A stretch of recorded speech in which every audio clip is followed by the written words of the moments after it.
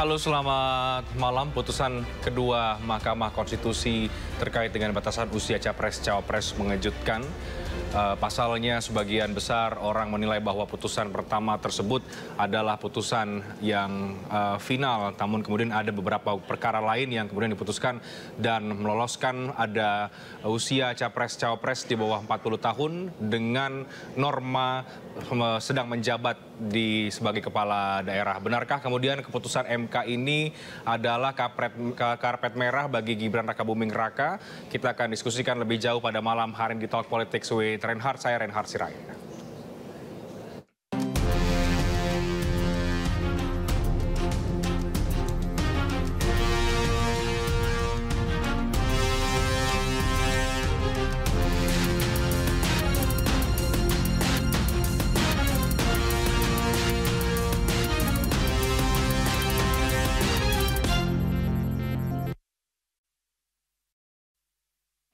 Ya, Mahkamah Konstitusi mengabulkan gugatan syarat pendaftaran Capres dan Cawapres berusia minimal 40 tahun atau berpengalaman sebagai kepala daerah baik di tingkat provinsi maupun kabupaten ataupun kota.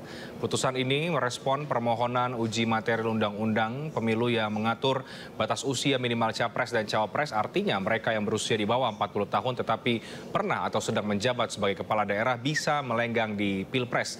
Namun dalam dalil penambahan syarat Capres dan Cawapres minimal punya pengalaman kepala daerah dan dikabulkan oleh MK. Menyatakan pasal 169 huruf Q Undang-Undang Nomor 7 Tahun 2017 tentang Pemilihan Umum Lembaran Negara Republik Indonesia tahun 2017 nomor 182 tambahan Lembaran Negara Republik Indonesia nomor 6109 yang menyatakan berusia paling rendah 40 tahun bertentangan dengan Undang-Undang Dasar Negara Republik Indonesia tahun 1945 dan tidak mempunyai kekuatan hukum mengikat sepanjang tidak dimaknai berusia paling rendah 40 tahun atau pernah sedang menduduki jabatan yang dipilih melalui pemilihan umum termasuk pemilihan kepala daerah. Sehingga pasal 169 huruf Q Undang-Undang Nomor 7 Tahun 2017 tentang pemilihan umum selengkapnya berbunyi berusia paling rendah 40 tahun atau pernah sedang menduduki jabatan yang dipilih melalui pemilihan umum termasuk pemilihan kepala daerah. 3. Memerintahkan pemuatan putusan ini dalam Berita Negara Republik Indonesia sebagaimana mestinya. Ya, putusan Mahkamah Konstitusi terkait batas minimal usia Capres-Cawapres yang bisa di bawah 40 tahun, namun kemudian ditambahkan norma sedang atau pernah menjabat sebagai kepala daerah baik di tingkat provinsi, kota maupun kabupaten ini menjadi perhatian publik pada hari ini. Tidak sedikit kemudian yang mengkritisi, yang melihat bahwa putusan ini melampaui kewenangan. Namun terlepas dari itu, gugatan soal batas usia Capres-Cawapres sejak awal memang sudah banyak diperhatikan oleh publik dan dicurigai bahwa ada motif politik di sana, terutama untuk meloloskan putra dari Presiden Jokowi, Gibran Rakabuming Raka di Pilpres 2024.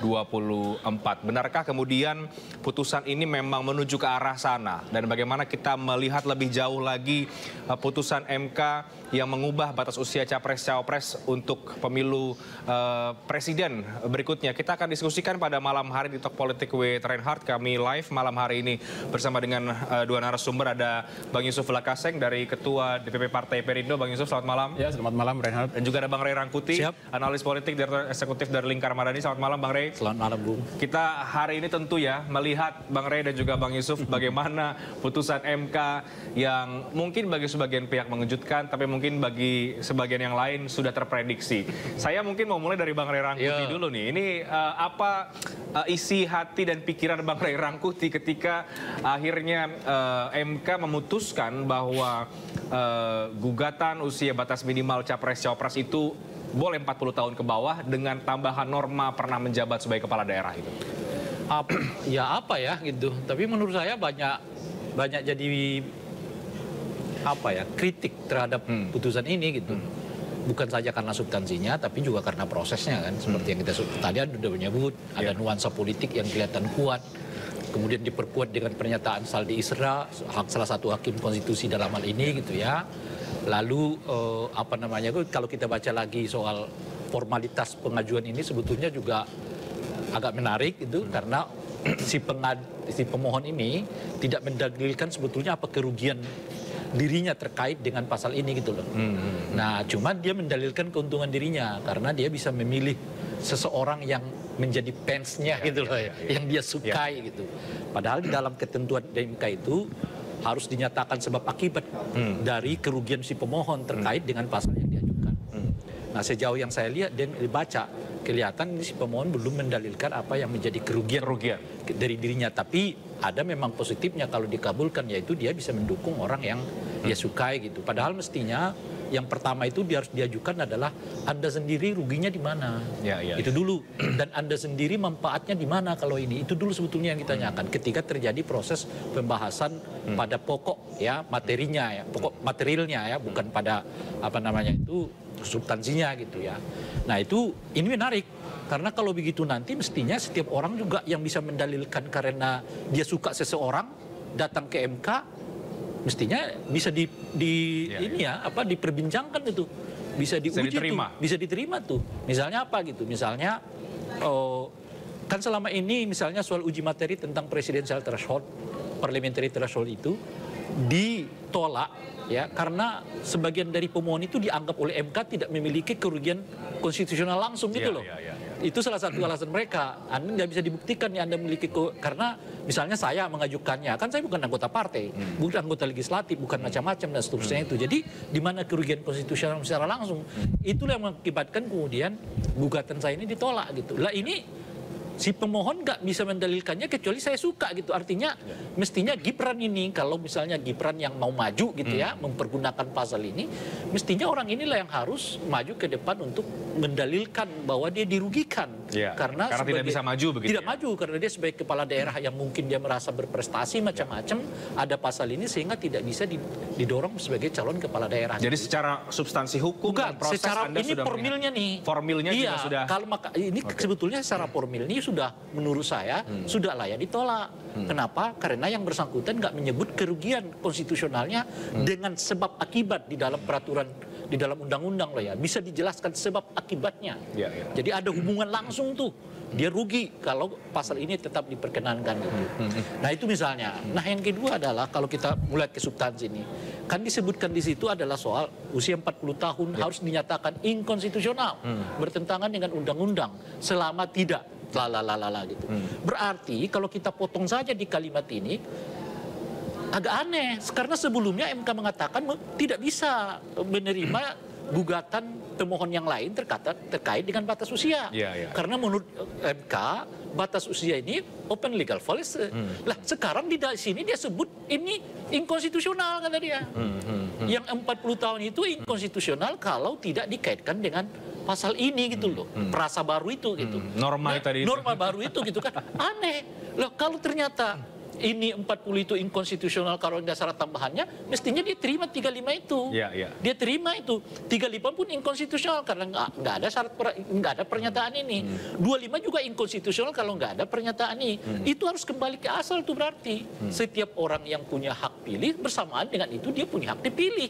Kan kembali ke pokok asalnya. Nanti kalau kita baca ini nih, ini bertentangan dengan usia 40 tahun itu bertentangan dengan konstitusi selama muncullah perasa ini. Jadi kalau perasa ini ada, 40 tahun ada. Kalau begitu apa masalahnya dengan 35 tahun? Mestinya Anda turunkan dan kabulkan. Artinya menurut saya begini, saya menolak permohonan PSI, tetapi permohonan ini bisa diterima selama dikaitkan dengan perasa ini gitu loh kira-kira tuh. Nah itu yang kedua. Nah yang ketiga menariknya adalah punya pengalaman atau sedang menjabat. Dan ini ada kriteria yang disebut dengan pengalaman.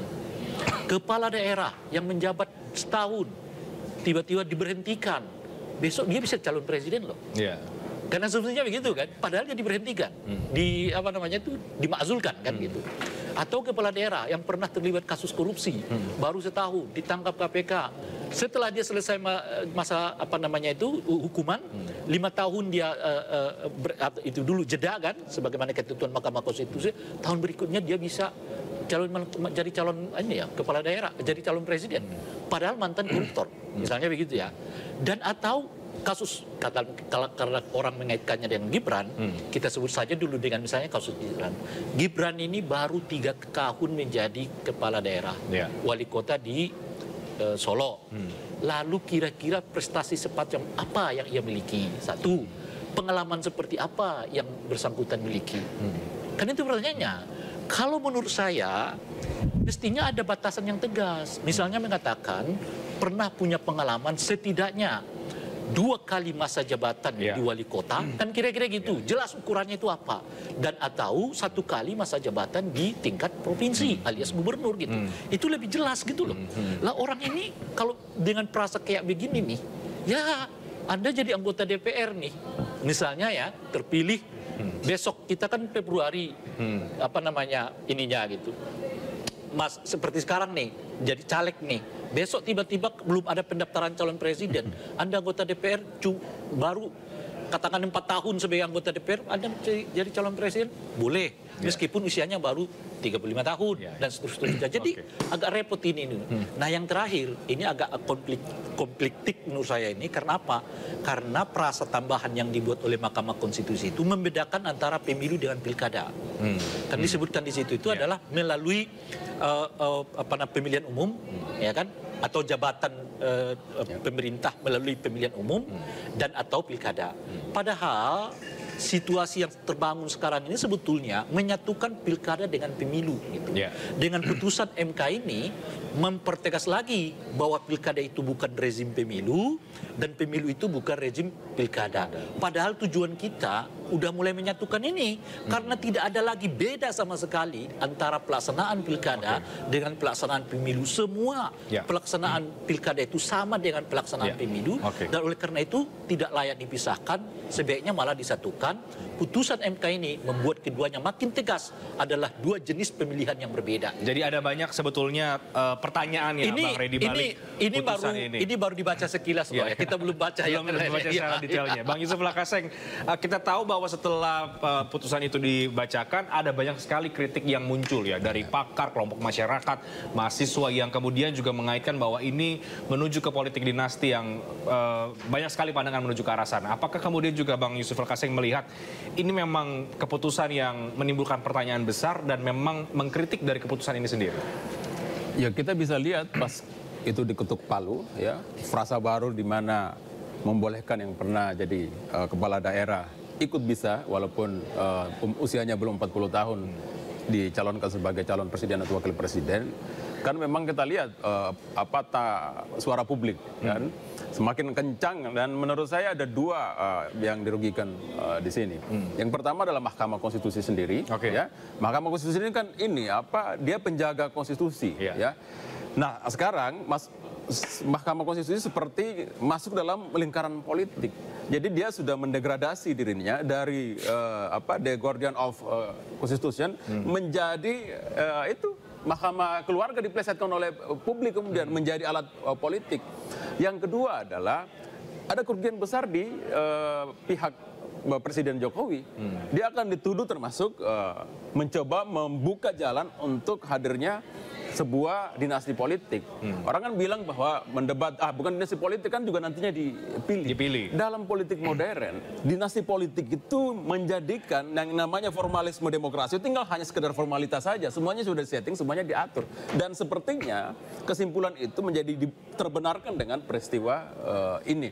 Orang nanti akan berkesimpulan bahwa Pak Jokowi ini gagal dengan keinginan untuk memperpanjang jabatan, gagal dengan keinginan untuk menambah periodisasi menjadi 3 periode. Sekarang kemudian lahir skenario baru, termasuk ini dengan mewariskan anaknya termasuk Prabowo Jokowi. Ada loh skenario itu dulu. Nah, itu. Nah, yang kemudian ini kan semacam muncul satu kolaborasi kepentingan, ya kan? Kubu misalnya Pak Prabowo. Yang menurut saya yang paling ditakutkan oleh kubu Pak Prabowo ini kan kalah lagi, ya, karena sudah berkali-kali kalah. Satu-satunya cara untuk bisa melewati jalan tol pada kemenangan itu adalah mengambil ceruk pemilih Pak Jokowi. Dan untuk memastikan Pak Jokowi bekerja untuk pemenangan dirinya, itu harus mengambil simbol utama, dan simbol utama itu harus anaknya, gitu kan. Sehingga walaupun Pak Jokowi bilang tidak di sana, tapi sudah jelas anaknya di situ, orang tahu bahwa telunjuknya sudah di situ. Jadi ini ada semacam kolaborasi. Satu yang mendapat kecurigaan sedang membangun dinasti politik tidak ilas meninggalkan kekuasaan yang memang padahal warisan reformasi itu kekuasaan harus dibatasi 2 periode saja agar tidak menyeleweng kalau terlalu panjang, dengan pihak yang takut kalah lagi. Makanya butuh campur tangan kekuasaan, dan yang paling punya otoritas tertinggi di Republik itu yaitu Presiden, dan inilah hasilnya. Ya, jadi saya menyimpulkan bahwa apa yang terjadi di MK hari ini adalah satu operasi politik yang menggunakan Mahkamah Konstitusi untuk jalan masuk, gitu ya. Dan ini sempurnalah. Kebetulan ketua MK-nya adalah berhubungan famili langsung dengan pihak-pihak yang terkait punya kepentingan langsung politik. Jadi Anda melihat bahwa ini kerugian bagi MK sendiri sebagai sebuah lembaga tertinggi ya di bidang hukum, tapi juga kerugian bagi Pak Jokowi sendiri sebenarnya, dan juga keluarga dari bola liar yang kemudian berkembang bahwa ini memang untuk meloloskan putranya. Ya, jelas kerugian bagi Mahkamah Konstitusi, karena lihat saja suara publik. Sekarang ini kepercayaan pada Mahkamah Konstitusi terdegradasi ke titik paling rendah. Bahkan diplesetkan sebagai mahkamah keluarga, diplesetkan sebagai mahkamah kardus. Nggak ada dalam peristiwa sebelumnya keputusan MK terjadi seperti ini, kekecewaan publik. Biasanya mahkamah kalkulator ya. Mahkamah kalkulator itu dalam sengketa pilkada. Tapi ini terjadi. Nah, karena menurut saya, Bu, terlalu mudah dibaca itu soalnya. Iya, jadi ini persis seperti apa yang berkembang selama ini di luar kan. Bahwa MK akan menolak menolak 30%, 35 tahun macam-macam, tapi akan menambah perasa ini gitu ya. Dan komposisinya 54. Dan semua asumsi itu kejadian juga hari ini gitu loh. Dan kita lihat ya, dissenting opinionnya Saldi Isra kan semacam membongkar satu hal yang tidak wajar atau ketika kita tidak bilangnya ada kebusukan bilang kita kalimat halusnya satu hal yang tidak wajar tiba-tiba berubah. Putusan nomor 29 open legal policy diterima, ya. Putusan 50 sama juga, putusan 51 sama. Tapi ketika putusan nomor 90 open legal policy-nya hilang seketika. Mahkamah Konstitusi dari negatif legislator langsung positif legislator. Sementara ya menurut saya boleh Mahkamah Konstitusi ke positif legislator dari negatif legislator ketika pertama adalah ada keadilan dan kepentingan masyarakat yang memang dibutuhkan untuk itu, ya, kemanfaatannya buat masyarakat. Yang kedua adalah ada situasi yang mendesak, ya kan, memang harus ada aturan itu, harus ada norma baru itu, karena kalau tidak dia akan mengganggu, menyebabkan kekacauan hukum di tengah masyarakat. Nah, dua hal itu tidak ada. Jadi ini memang betul-betul aneh, mudah untuk disimpulkan. Ini seperti satu permainan yang menurut saya sudah skenario gitu. Ya, sudah menjadi by design, dan menurut saya sih Sutradaranya ini agak tidak bersabar gitu dengan kepentingan politiknya. Oke, kita break dulu ya Bang Rey. Nanti setelah ini apakah Anda juga melihat bahwa memang ini sudah pasti karpet merah untuk Gibran, tapi kan juga ada kemungkinan juga bahwa ini tidak mungkin, bisa juga ada, kita juga tidak bisa kemudian menghilangkan pandangan bahwa bisa jadi kemudian ini tidak untuk Gibran, bisa jadi kemudian Gibran tidak maju. Tapi Anda melihat itu sejauh mana implikasinya secara politik dan peta politik yang sedang bergulir saat ini, karena setelah putusan tadi kita lihat beberapa elit Partai Gerindra langsung berkumpul di Kertanegara. Ini cukup menarik untuk kita elaborasi lebih jauh. Kami akan segera kembali sesaat lagi, tetap di Talk Politics.